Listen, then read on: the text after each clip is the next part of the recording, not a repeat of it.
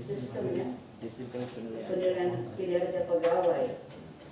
Jadi di situ sistem penilaian kinerja pegawai ini sampai kepada unit. Nah, pertanyaannya sekarang adalah siapa yang mempunyai perjanjian kinerja? Nah, perjanjian kinerja itu menteri kepada rektor ya. Jadi rektor membuat semacam perjanjian kinerja, bertanggung jawab kepada menteri, dan rektor kepada dekan. Dan dekan tentu saja melimpahkan wewenangnya kepada para KPS. Kemudian KPS mendistribusikan rencana strategis itu ke unit yang paling kecil, yaitu dosen-dosen. Nah, itu akan dimulai pada Juni ini. Kemudian yang kedua, IKU dari PTN IKU dari PTN ada 8. Mohon perhatiannya Bapak Ibu. Yang pertama itu adalah lulusan mendapatkan pekerjaan yang layak. Mahasiswa mendapat pengalaman di luar kampus. Kemudian dosen berkegiatan di luar kampus. Praktik mengajar di dalam kampus. Kemudian hasil kerja dosen digunakan oleh masyarakat. Program studi bekerja sama dengan mitra kelas dunia.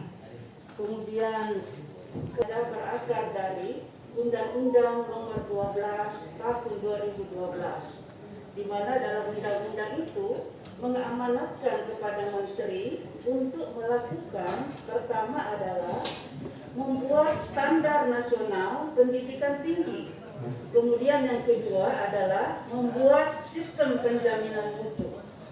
Nah, dari amanat tersebut keluarlah keputusan menteri tentang standar nasional pendidikan tinggi. Jadi standar nasional pendidikan dalamnya pendidikan, penelitian, pengabdian, standar dosen, standar sarana prasarana, standar pembiayaan, ya, standar pendik. Nah, ke depan nantinya ini akan banyak sekali perubahan-perubahan yang harus kita lakukan, terutama mengenai pembiayaan. Seperti tadi disinggung oleh rekan bahwa IKU itu bagaimana program kerja dari program studi itu program kerja dari program studi itu harus di backup dengan anggaran ya. Jadi seperti sekarang ini kalau kita melihat perintah-perintah ya dari rektor maupun WR1, WR2 itu langsung ke program studi. Nah, jadi seperti di luar negeri itu sebenarnya yang menjadi ujung tombak daripada perguruan tinggi, fakultas dalam hal ini adalah program studinya.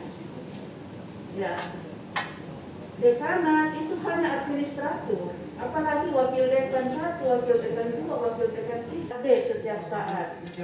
Ya, terutama adanya kampus Merdeka tadi.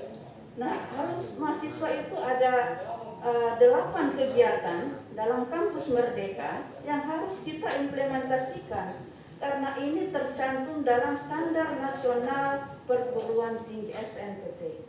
Pertama itu adalah magang, praktek kerja. Kemudian ada pertukaran pelajar. Kemudian ada asistensi fasilitasi oleh departemen dan program studi ke depannya. Ya, saya mungkin sudah akan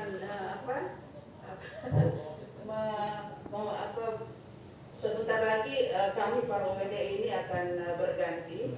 Jadi mudah-mudahan ke depan Bapak Ibu program studi ya lebih berupaya untuk bagaimana mempunyai program-program kerja yang bisa mengikuti ya, paling tidak minimal kita harus di mana dalam rapat itu kuliah hibrid ini bukan kemauan rektor, tetapi amanah dari menteri, sehingga tentu saja karena keadaan pandemi ini kita takut terjadi klaster-klaster yang tentu nanti bisa membahayakan